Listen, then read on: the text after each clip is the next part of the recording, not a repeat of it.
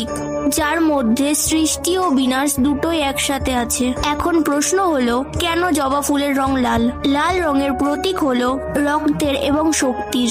জবা ফুলের রংটি মায়ের রূপের সাথে একান্ত হয়ে যায়। তন্ত্রশাস্ত্রে বলা হয়েছে, যখন জবা ফুল মা কালীর চরণে পড়ে তখন সেটা শুধু ফুল নয়, হয়ে ওঠে শক্তির আহ্বান।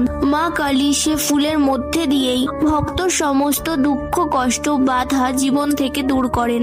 আর একটা বিশ্বাস আছে, জবা ফুলের 5টি পাপড়ি মানে পঞ্চতন্ত্র, মাটি, জল, আগুন, বায়ু আর আকাশ। এই 5 উপাদান দিয়েই সৃষ্টি হয়েছে বিশ্ব। আর তাই মা কালীর পায়ে জবা ফুল অর্পণ করা মানে ভক্তর সমস্ত দুঃখ তার চরণে সংগ্রহ করা। যদি আপনিও মা কালীর ভক্ত হন, কমেন্টে জয় মা কালী লিখতে ভুলবেন না।